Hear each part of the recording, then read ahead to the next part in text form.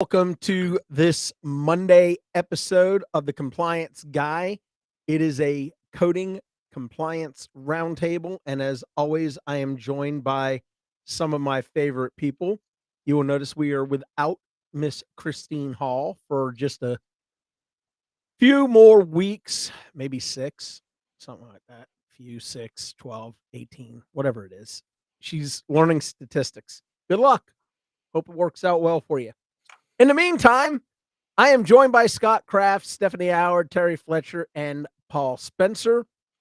Good morning, good afternoon to each of you, and to all of you who are tuning in, logging on, and hanging out with us from around the country.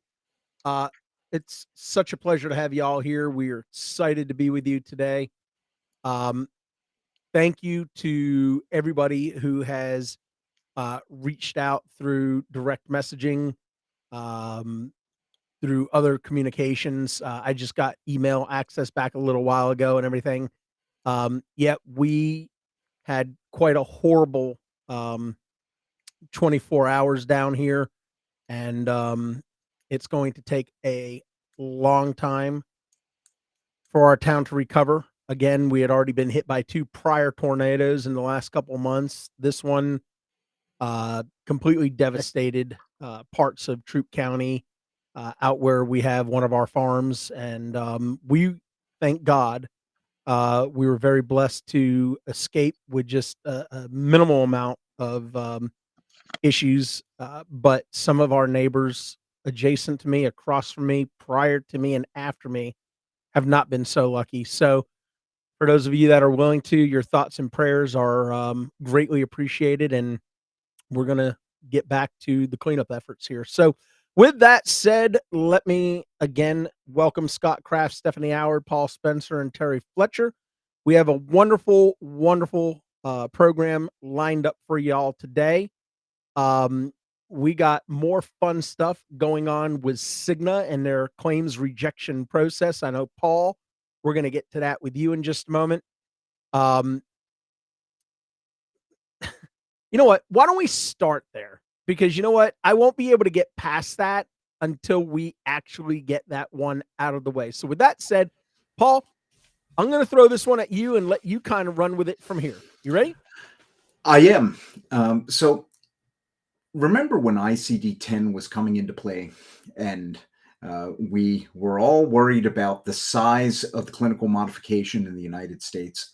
I was telling anybody who would listen prior to the ICD-10 implementation, and I've been telling people consistently since ICD-10 implementation that our clinical modification here in the United States is large because commercial insurance companies have asked it to be that large. If there wasn't an actuarial reason for that size clinical modification, it wouldn't exist. Now comes a story in ProPublica, just a handful of years after the implementation of ICD-10, that basically states that what they mark as physician reviews and what are signed as denial letters by physicians as physician reviews are actually machine-guided denials based on procedure and diagnoses that they consider not medically necessary. Now, at least on the Medicare side, I know Sean and I talk about this quite a bit based on the type of work that we do, but medical necessity is supposed to be defined by the treating physician. And instead, what we have in Cigna is a system, and if you read the article in ProPublica where this story first came to light over the weekend, you'll know that the person who designed the system for Cigna also cut his teeth designing the exact same system for United Healthcare, which is really fun. And basically that system allows them to pass the muster of certain state laws, particularly in the state of California, that demands that a denial have a physician review.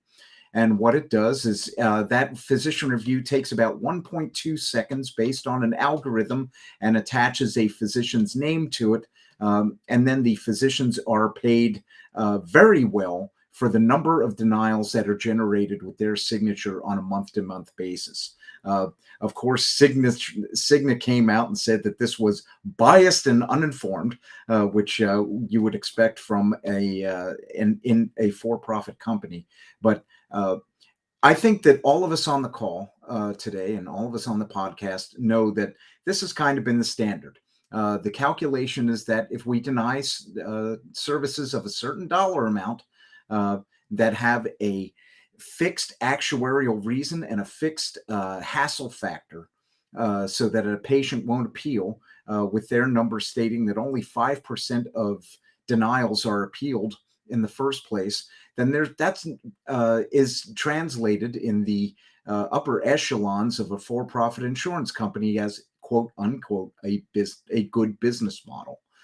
And what it actually leads to is poor patient care on the back end. And it took a doctor who had vitamin D deficiency in Maryland, who didn't even know that he had vitamin D deficiency and had a claim denied, for this to come to light. All right. So a lot to unpack there. Paul, at the end of the day, what is and what should be the main takeaway for our listeners? Because again, there's a lot of complexities, there's a lot of things, a lot of moving parts to what it is that you were just talking about. What would you say is the main takeaway that our listeners should glean from what's going on with Cigna? The first takeaway and foremost takeaway that should be brought to bear, particularly for those people who are in billing and for those people who are in doctors' offices, not wanting to worry that a service is going to be covered based on the procedure diagnosis mix, is to research at as best you can the payer policies for certain types of tests. The article in ProPublica called out autonomic nervous testing, which we, of course, have had some issues with a couple of providers, Sean. But if there's any question as to whether it's going to be covered, research. And my mantra as far as claim denials is appeal, appeal, appeal. Always fight that claim denial. Because medical necessity is not in the eye of the person writing the check. It is in the person who hopefully receives the check, and that would be your physician or provider. Excellent. All right. Scott, Stephanie, Terry, anything that you want to add to this topic discussion? Scott, Yeah, let's start with you. I think it was outrageous. Like, I read the piece, and this idea that basically they had solved a mechanism where it used to be the opposite, right? Like, they used to pay a certain number of these claims because the cost of the actual review was prohibitive versus just paying the claim. And this reversed it. And I think the only thing I would add to Paul's point, and I think he sort of made this, is, there's something to be said for precision and diagnosis coding. We see it in, some of the HCC reviews that we do. And, a certain number of these auto-generated denials, or a cause of them, is essentially that the payer is saying, we have a policy that we pay for these services for these diagnosis codes and not for these other diagnosis codes. Now, we can talk about the merits of that policy.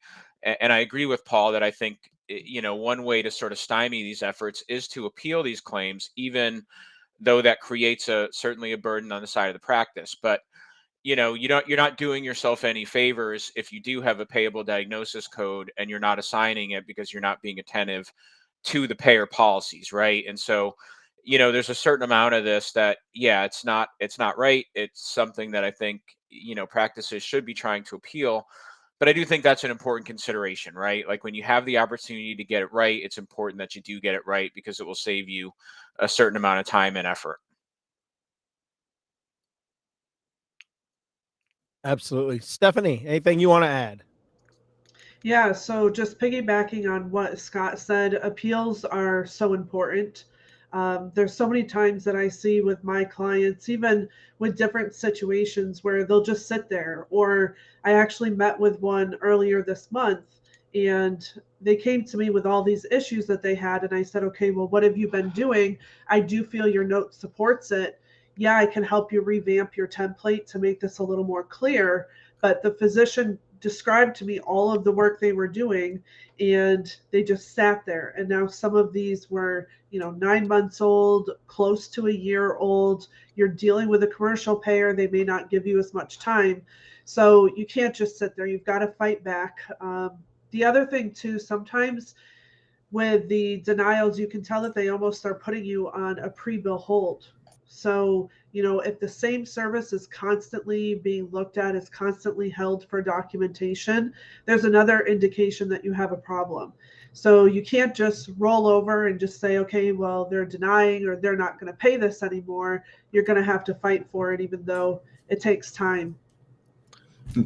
And I would just add that it's a worthwhile effort, and I think one of our commenters is speaking to that effect, right? Like the payers know what they're doing, and that a lot of the targeted values of these services are low dollar services, and so the art of appealing it.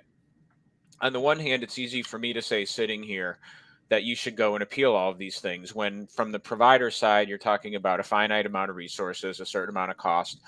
And I think it's worth the effort in these instances to figure out, how do I economize the appeals process, whether it's through template driven appeals, whether it's through thinking about how you're staffing to be able to manage it. Because otherwise it's going to get worse and worse. Right. And so certainly I understand the frustration. And I think Amanda's comment encapsulates that very well, about it being acceptable that providers are expected to pay for the time to used by staff to appeal things that should have been paid correctly in the first place, right? But I think it is important. I'd also like to add, I come into this group having had 6 years on the payer side, and wanting to recapture my immortal soul. I eventually left the payer side, but there were some things that I learned. For some appeals, one thing that you want to do is you certainly want to include the patient and let them know that you're appealing that determination. And as well, take this extra step.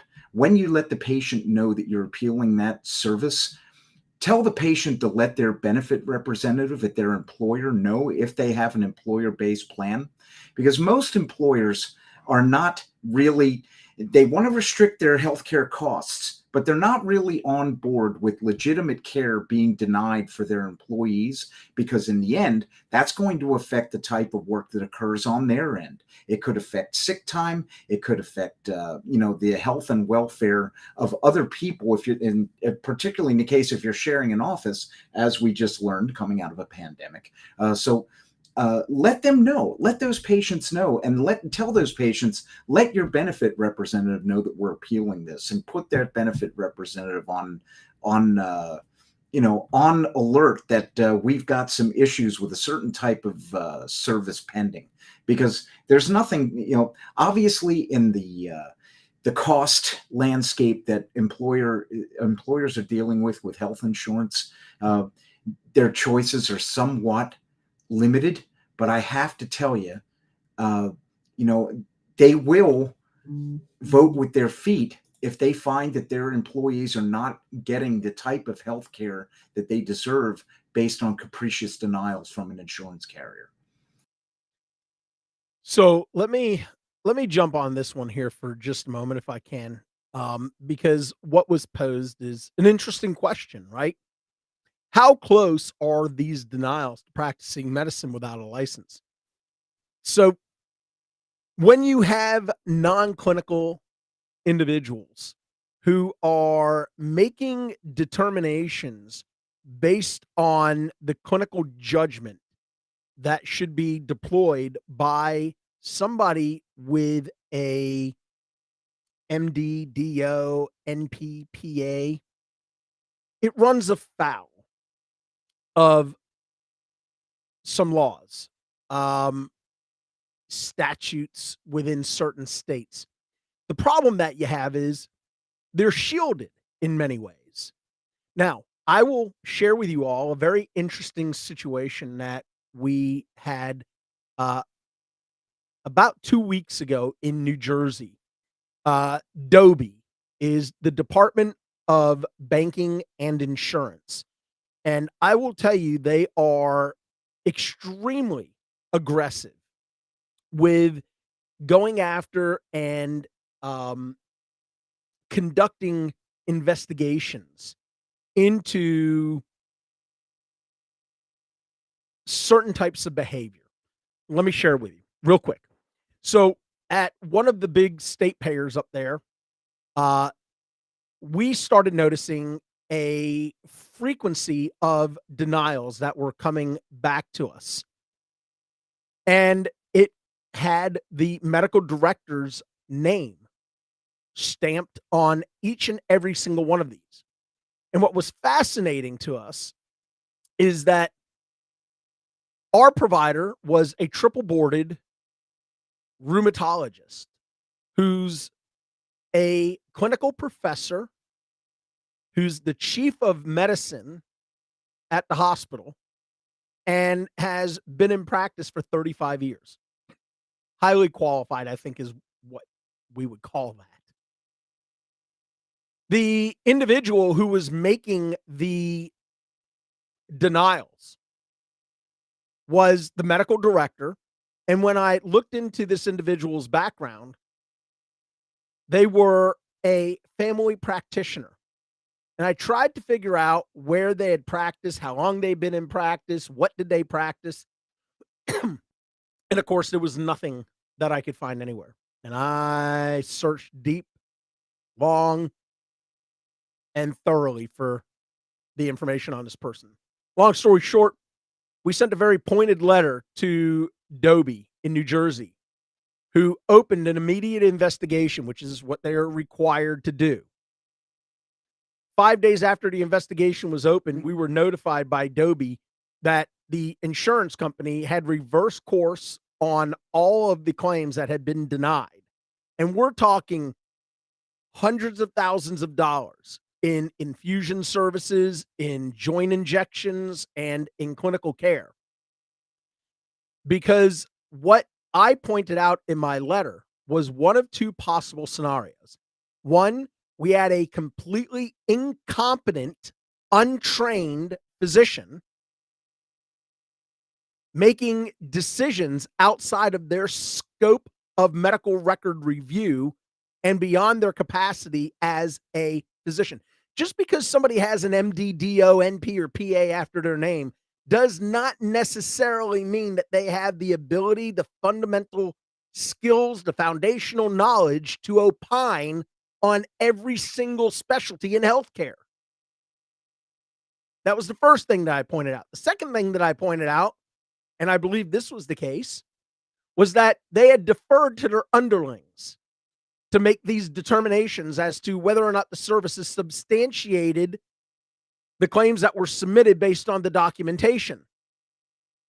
And my argument was, I believed that these notes were rubber stamped by somebody other than the medical director of this insurance company. Didn't get a firm answer on that, but what I got was they have reversed course. And they have agreed that the services submitted should have been paid. And they are making restitution at this point. I should say they are reimbursing these claims.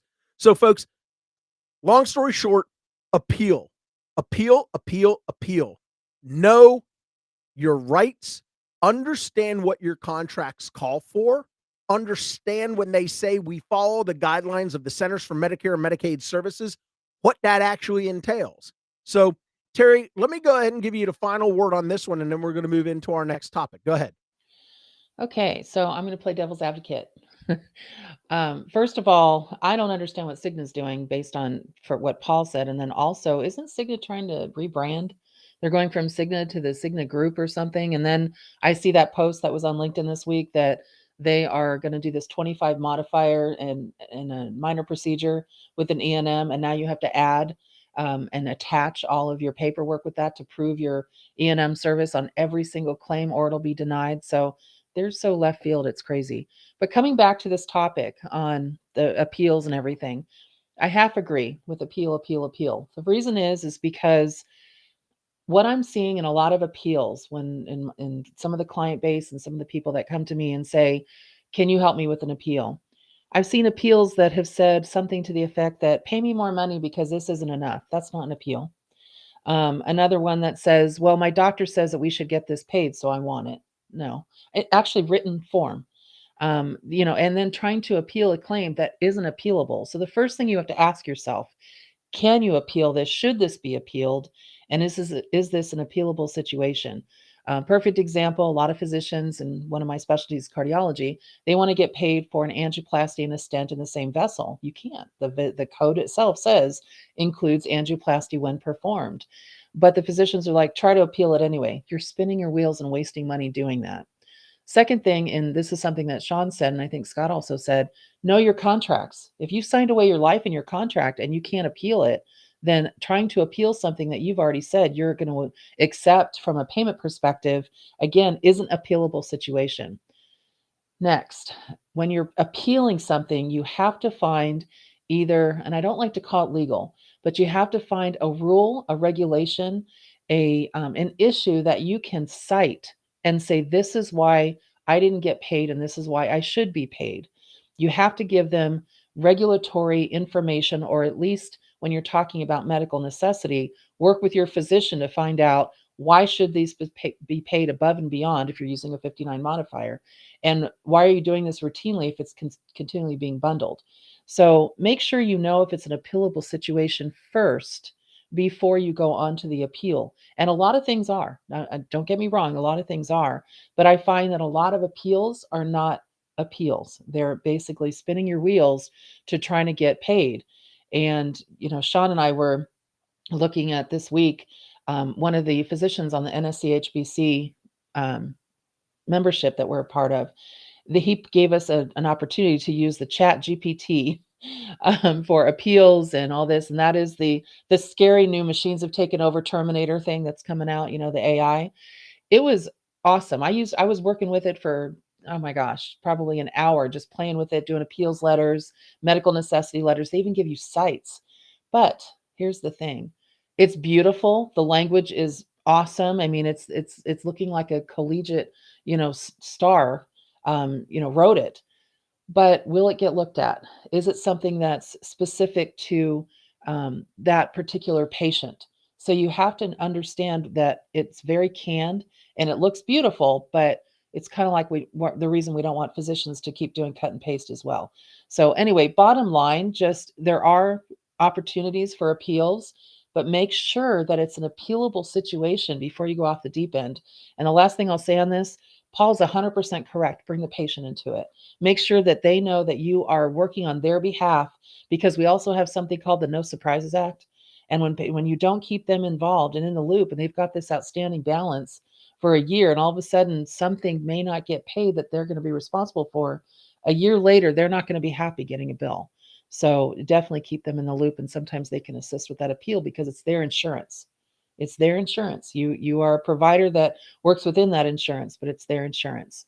So just make sure that you're not falling into the trap when your physicians say, appeal this because this is something I want to get paid for. You need to take a step back and say, wait. Is this really an appealable situation? And then move on from there. So I want to jump in, and I want to quickly go into ChatGPT for physicians. It's so fun, 'cause Sean, but it's so wrong. So Terry kind of kicked us off with it, and here's my take on it. And this is coming from somebody who's been doing this now for 3 decades. I've been writing letters of medical necessity. I've been writing reports. I've been engaged in this kind of work now for 25 of the 30 years that I've been in healthcare. I too went on to the physician portal that was created by for ChatGPT. And I looked at a couple of different things. So I looked at a letter of medical necessity for Remicade with Scott as a citation. And I thought it was a good letter. Honestly, I thought it was a good letter. But it was not nearly as specific as what you would want something to be for a patient. Now, we're talking about machine learning. So the more it recognizes these phrases, these words, these citations, the more it's going to adapt, the more it's going to be able to create more and more. I will tell you, it scares the bejesus out of me, this machine learning. What I will say is when I went and looked at the provider progress notes, they left a lot to be desired. But what and for the simple reason that I don't know more than 1% of physicians who actually document that well. And I mean that seriously. The documentation was excellent, but what you can tell is that as providers begin to utilize the ChatGPT program, it will continue to populate these progress notes or procedure notes that are identical from encounter to encounter, from patient to patient, because they are not creating specificity in each of these notes to the degree that a human brain is looking at the documentation and is able to opine on it. For the medical necessity letters, again, I thought they were good in general, but in order for ChatGPT, in order for ChatGPT to produce something to the degree that my clients would expect, the attorneys that I work with would come to expect, you have to know what citations to look for. You have to know what laws, because you are creating a search library by saying, create a letter of medical necessity using Grote v. Boston Heart Diagnostics. And then it will go through and it will find it. Then you have to incorporate with that, use HHS laboratory guidance, use OIG laboratory guidance documents, and then it will put the citations in there. I think it's a fascinating situation. Again, artificial intelligence scares me, especially when the machines start yelling back at people. And that's happening. And again, I look, use it with great caution. I do see the future, obviously, of a lot of the things that are going on, moving to artificial intelligence and things like ChatGPT. I think a lot of folks will get replaced by artificial intelligence and by machines. I may be one of them. Paul, Stephanie, Scott, Terry, y'all may be part of the dinosaurs at some point. I had a good run. Had a good run. But at the end of the day, nobody can deny the fact that and it literally took less than a minute for it to produce each of these different types of letters that I read. And I probably did 4 or 5 different medical necessity letters. I did probably 3 or 4 progress notes, 2 or 3 procedure notes. There's something there. So I don't know I don't know Skynet. I'm not sure if anybody knows, is Skynet the designer? I don't know who created it. I apologize. I'm not a very techie person. All right, so let me open up the floor. Paul, let me start with you. Any thoughts on artificial intelligence and ChatGPT if you've had experience with it? Well, those of you who know me know that I'm an enormous fan of classic television. And probably one of my favorite television dramas of all time was the 1967 British drama entitled The Prisoner.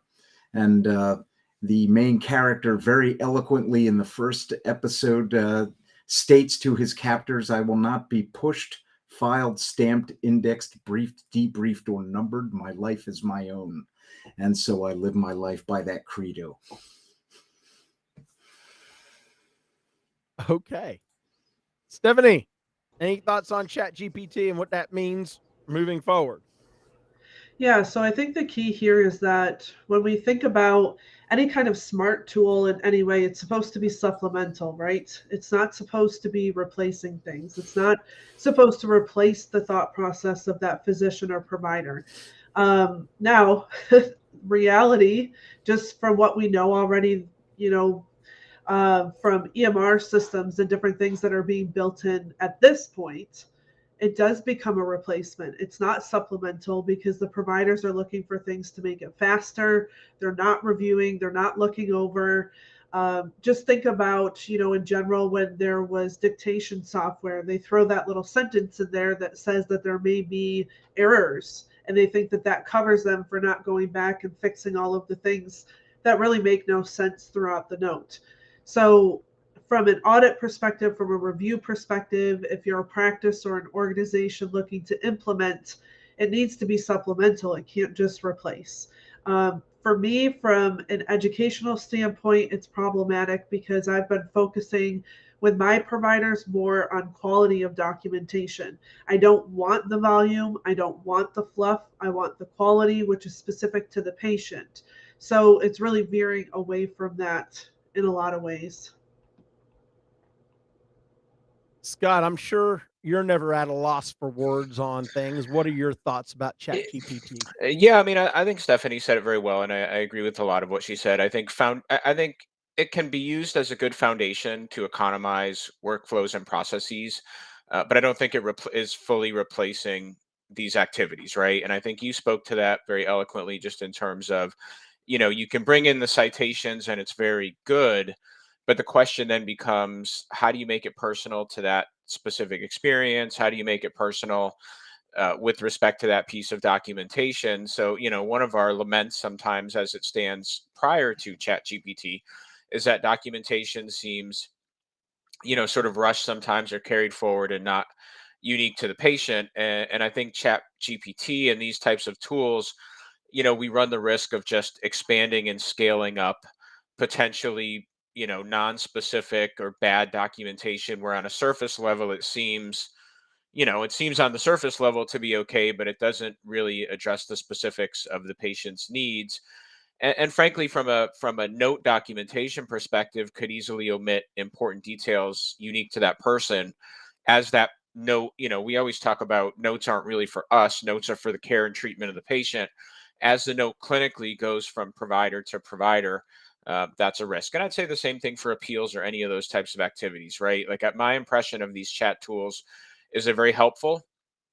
They speed things up. Lord knows, if I'm writing letters, I don't necessarily need to, do dear sir / madam every single time. And if I can get foundational work done faster, I think that's good.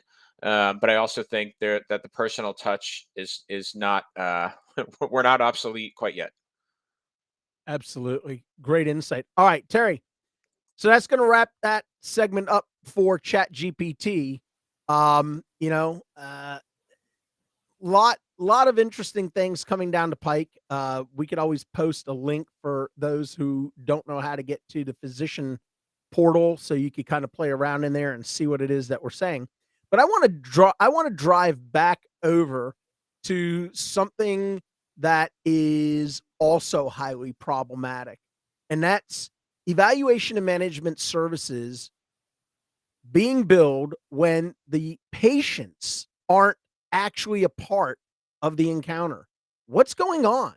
Yeah, this is kind of a tough thing. So, the listeners that are out there and everybody's watching this, one of the things that we try to do is give topics to Sean for the week and what we're going to talk about.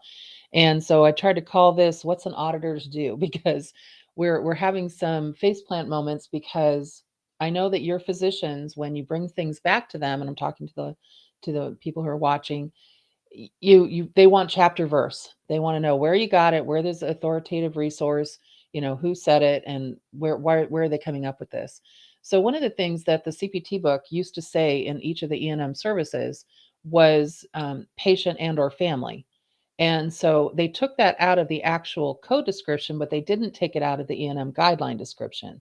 So it still continues to say patient and or family or caregiver when providing services under the E&M.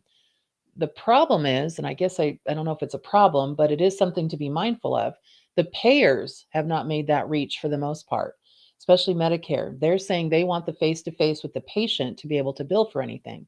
So I had an interesting question that came up to me this past week, and it was basically, can we bill for an E&M service when the patient is not present? And they gave 2 examples. One was in a pediatric scenario where the baby was asleep, but the mom wanted to go over everything with the physician.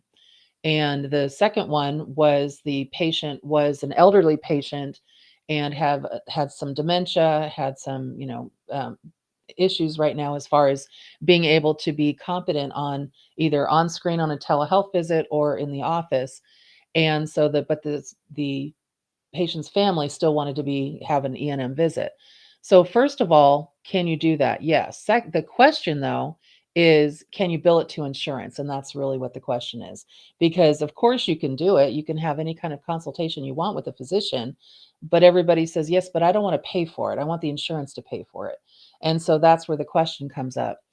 You're going to have to check with payers. For Medicare, it has to be face-to-face. So that takes out that pediatric portion.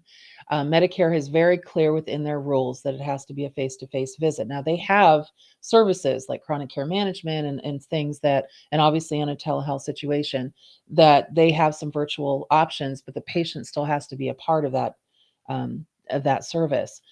On the pediatric side, I did some research and I have seen a few payers that will allow it, but it's individual. Some payers say no, some payers say okay. Blue Cross Blue Shield seems to be the most flexible on this situation. But I think that if you take the CPT book literally for every single payer, you're going to run into trouble. Remember, it's a guideline, just like everything else. It's telling us this is how we capture services, but then you have to take it a step further. What does the specific specialty society say? What does the payer say? What did you sign off on? What does the government payer say? What does Medicaid say if you're dealing with some, lower income patients, or even CHIPS, which is the pediatric side of that. So, and I'll throw it back over. I think Scott and Paul probably have something on this that comes up a lot, but you have to be careful trying to run things through insurance just because you don't want to pay for it. Can you do it? Yes. Is insurance always something that you're going to be able to, get payment from? Not necessarily, because remember, there's also a share cost to a patient. So if the patient isn't there, but they have to pay their copay, how do you do that? Are they going to get their deductible? They weren't the ones that got the service, the family did. So this is where there's a little bit of controversy there. Scott, I'll throw it to you on that one. Well, let me go to Stephanie real quick. Stephanie, because you and I get an opportunity, obviously, just as I do with Paul and Scott, but you and I get a lot of opportunities to engage with attorneys who are trying to figure out, how do I defend this client who the Department of Justice or the Office of Inspector General or the Centers for Medicare and Medicaid Services is using this guidance document to drive determinations as to how they progress in their case. What are some of your thoughts on, what Terry was just talking about with the guidance documents and being bound to this AMA CPT manual? Yeah, so one of my thoughts, I actually kind of think and dig down in maybe in a different way. I don't know what you all think, but I think back to the fact that before these new guidelines came out for 2021, we had a lot of discussions about what it meant that the history and exam were no longer scored. Because initially we all got feedback, oh, well, I don't have to do it anymore. They're not going to score it. I don't have to have an exam if I don't want to. History can be very limited. But when all of that chatter started, I know for myself, I was digging into CMS further, where they're talking about the fact that they still expect to see it for medical necessity purposes. So yeah, history can be taken from somebody else, but that exam component cannot come from somebody else. So even though they're not scoring history and exam, the insurances and payers are still expecting to see what is clinically appropriate and what was performed. So to me, that's just another sign. Yes, it's digging way far down to get to that point, but it's just another sign from a compliance perspective that that patient has to be a part of that particular encounter. One of the other things that I just like to remind people of when we talk about things like this is that a lot of the commercial payers do default to CMS. Unless it's someone who has an explicit policy like Terry was talking about, where they have it in black and white writing that they don't have to have the face-to-face with the patient, just basically consider it defaulting to CMS. So when we look at things preventatively, we need to be proactive and be conservative so that you are supported in those other situations. All right, Scott Kraft. So, I think one of the things that I've been saying to clients for as long as I've been doing this work is that the rules are not always rational, but they are the rules. And I think a lot of these issues with respect to the presence of the patient or non-presence of the patient really accelerated during telehealth, because I don't think it was typical in an in-person visit to say, well, my kid's at school, but he had the sniffles this morning, so I will go to the pediatrician and I will just explain what happened, right? But those are scenarios that I'm hearing with respect to telehealth visits. And so, you really do have to go payer by payer and determine what they'll tolerate, because a lot of these things came up with, well, the patient could be sleeping in the next room. The same with a patient who may have, competency issues, right? Where I wouldn't necessarily say, my dad has Alzheimer's. I will go to the doctor and he will stay home. And so I think, my hope is that the practice of medicine will catch up with some of these circumstances. I mean, I've been hoping that for a while, right? But in reality, that works in multiple directions. Like, one of the reasons physicians are generally reluctant to engage in the wholesale calling in of medications is they don't get paid for that activity if you don't see the provider, right? And so, like I say, I mean, I think Terry said it best. You really do have to make sure you understand what the payer's specific rules are for circumstances where the patient may not be present for whatever reason, because you're not necessarily entitled to being paid for that work. Excellent. Paul, any final thoughts on this topic?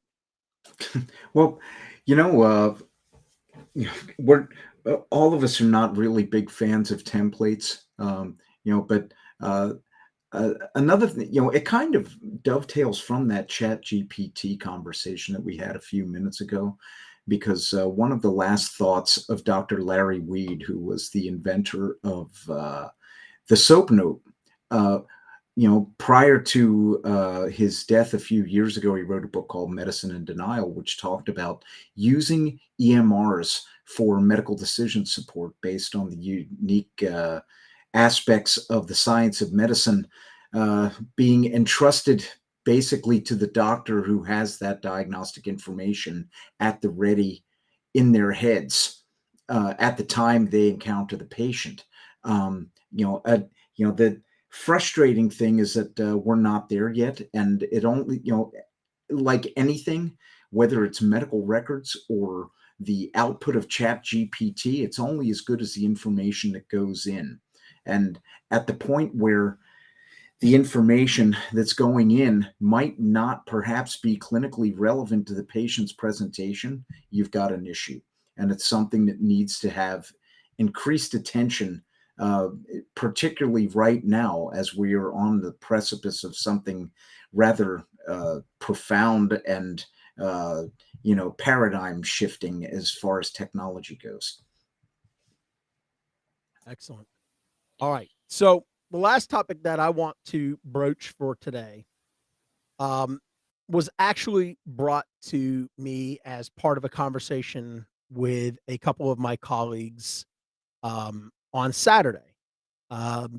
While I was still in the right frame of mind to think about stuff, and I wasn't dealing with storms and all of the things that transpired over the last 24 hours. So I want to start this quick segment by talking about a word. It's called subjugated. And it basically means that you are bringing something under domination or control You are making somebody subordinate to something, right? And the government does this often with statutes, laws, regulations, acts, things of that nature.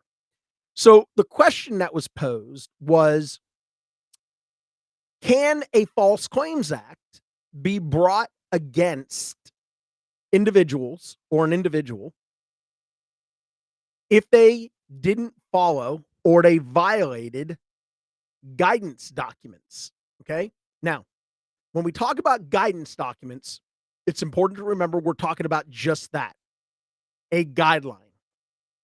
It is not a rule. It is not a regulation. It is not a statute. It is not an act. It is a sub-regulatory, or what they call a quasi-regulation or a quasi-guidance document. Now, prior to this current administration, under the prior administration, we had a couple of memos that were released. One was called the Sessions Memo by then Attorney General Jeff Sessions, before he played the apprentice game and heard the words, "You're fired." Then it turned into a memo that came out from Rachel Brand at the Department of Justice, who is a deputy director. Now, folks, this is so important because what the Brand memo actually did was it removed the arrow from the quiver of prosecutors at the Department of Justice that said, you can no longer engage in other agencies' guidance documents as part of the decision to prosecute. Okay? Basically, what the Brand memo did was it constrained the use of sub-regulatory guidance, and it made it relevant. It made it relatively simple to allow for the revocation of certain executive orders concerning federal regulations. That what it did was it instructed agencies to remove rules and policies that restricted executive branch agencies' authorities and aimed to equip these agencies with flexibility for, if you will, what they would refer to sometimes as robust regulatory action to address national priorities. So basically what happened was we saw a lull in the False Claims Act prosecutions or pursuits. And we started seeing a dynamic shift over to cases that were tied more to the healthcare fraud statute, because they allowed prosecutors, or it does allow prosecutors, to paint with a very broad brush. Now, fast forward to our current administration, and we have the Attorney General, Merrick Garland. And what Merrick Garland did, as this current administration did, with a lot of things for the prior administration, and this is non-political, this is just fact. They reversed a lot of these executive orders that were put in place. They reversed a lot of these memos, these guidance memos that were coming out from, Sessions and Rachel Brand and some of these folks.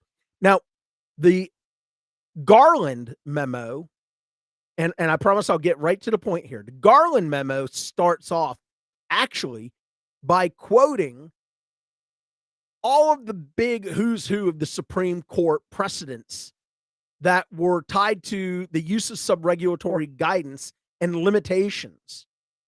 So what actually happens now is everything that the prior administration said, no, you cannot use anything other than rules, regulations, statutes, acts, and laws. The Garland memo actually restores the Department of Justice's flexibilities to what it had prior to the issuance of the Brand memo. It allows them now to use sub-regulatory guidance as it's consistent with applicable law. Now, one thing that Attorney Garland does is to couch a lot of these flexibilities within the explicit confines of some of the recent Supreme Court precedent that bounds the role of guidance. So what basically this amounts to is that, yes, we are back to the possibility that False Claims Act violations can be brought against an individual or individuals who don't follow guidance documents. Remember, the big thing to remember is this, okay? A guidance document provides context. It provides an entity's position on how they would like to see things done. Again, a guidance document, an LCD, perfect example, local coverage determinations. Those are not regulations. They are not laws. They are guidance documents. They are not subject to the 60-day rule. They are not subject to public comment. They are created on the local level. Again, a lot of times when I go into court, a prosecutor during cross-examination will say to me, well, Sean, let's take a look at the American Medical Association's current procedural terminology, 4th edition. And I kind of start to chuckle internally because I know where they're going to go with that.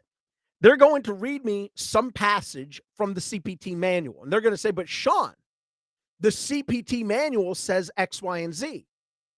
And I have to remind them that no one submits claims to the American Medical Association for reimbursement. The CPT manual is a set of guidelines that have been created by a committee to help providers and or those responsible with the submission of claims to an insurance company to understand what should be done in order to create documentation that would substantiate the reimbursement of those services. It's a guideline. And remember, guidelines, they're best practices. They're recommendations. They are not regulations. They are not statutes, acts, or laws. So when an insurance company says to you, well, the requirement is based on LCD X, Y, and Z, the response is yes. The AMA CPT manual is a critical document. The LCDs are a critical document to help us in guiding us for documentation and to ensure we submit clean claims with accurate diagnosis codes. But they are not documents that should be used in making determinations for prosecutions, for settlement agreements, or anything tied to a legal matter. So let me pause because you all were gracious enough, panel, to allow me to go off on this little bit of a rant or tangent or whatever you want to call it. But what I will tell you is the reason why for me it's so important is that we are in an age, and we have been now for the last couple of years, and we will stay in where we are currently at for the foreseeable future with over-aggressive audits, over-aggressive investigations, and overzealous prosecutions.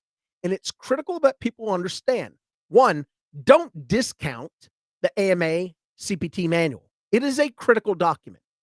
Don't discount LCDs because they are critical documents, but they are not statutes, acts, laws, or regulations.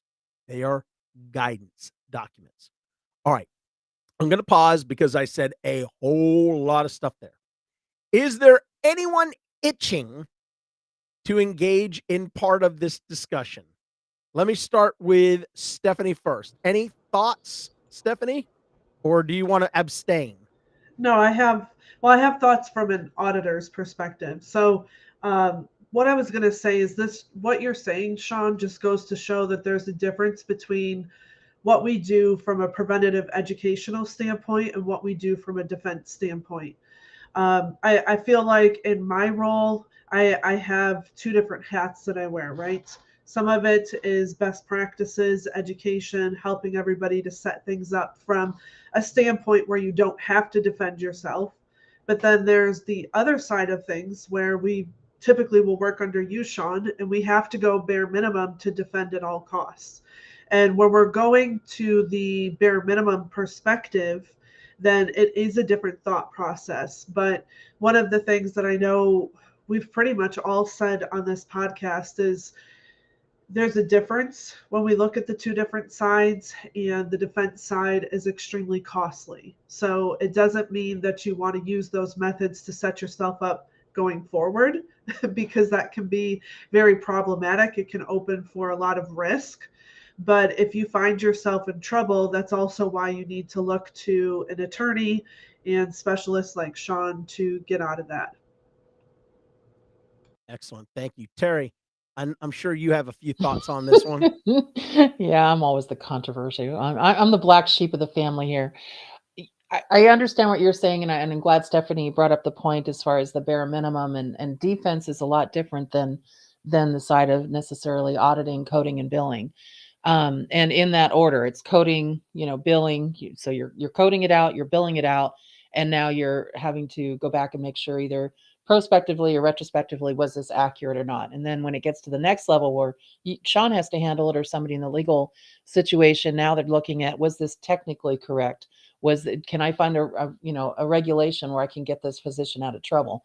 That's not where I'm at. So even though I've done hundreds of payer depositions and been involved in that, I've had to use the CPT book language. I've had to use LCDs, NCDs, and all of that as published guidance, but also as an authoritative reference. And luckily for Absolutely. me, I haven't had to get up further and go into, all the Social Security Act stuff a couple of times, but not very often. But just for the listeners out there, and hopefully this was brought across, because I know Sean kind of went on for a little bit on this. You still have to use that guidance. Okay. You still have to follow that guidance, because those are the Absolutely. rules. Yeah. Those are the rules. I think, and correct me if I'm wrong, Sean, what I think you were trying to say is, and again, Stephanie also kind of put it out there, is that it's not, when you find that the physician, I don't want to say overstep, but let's just say got close to that cliff, there are technical rules out there that I'm sure that can be, addressed I don't want to say get the physician out of trouble, but there are some things there that aren't in the CPT book, that may not be in the LCDs. You have to default to different areas, but we still want you to use what's out there as far as published guidance and resources, because that's why they publish them. The AMA is a very big lobby.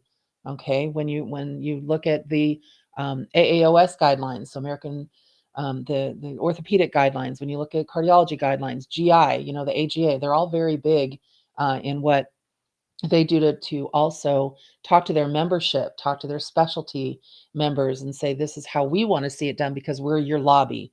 So keep that in mind when you're looking at that, because like Pam said, there wouldn't life be perfect if all payers had the same rules to follow. I actually don't want perfection. I like having to find what different payers want. I want perfection in prior authorizations, and we'll talk about that another time.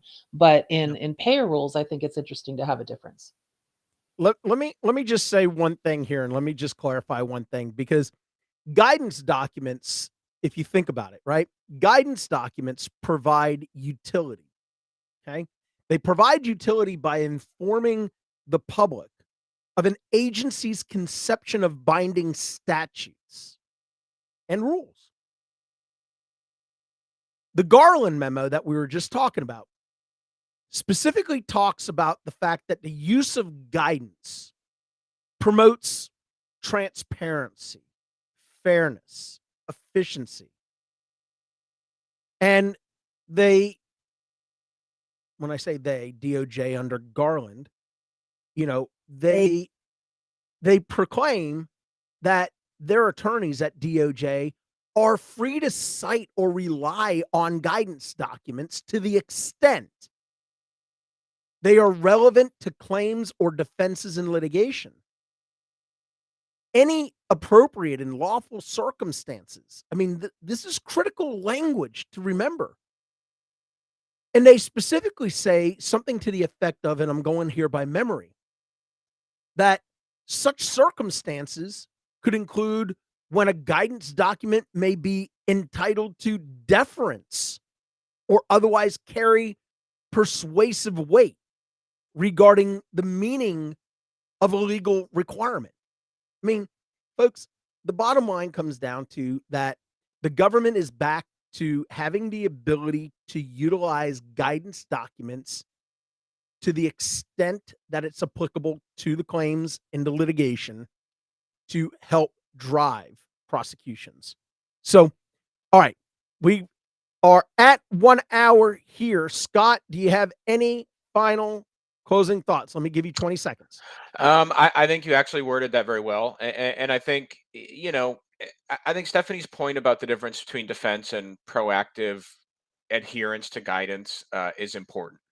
The rules are the rules, and you should be going, ignorance. What do they say in all the police shows, right? Ignorance of the law is no excuse to not follow it. And so That's I right. think the last thing you want to do as a provider is find yourself in this situation due to just ignorance or not staying on top of things as they're changing, not being proactive about documentation best practices. As I say sometimes, some incompetence may look like fraud to the wrong party, and that's when trouble can really kick in.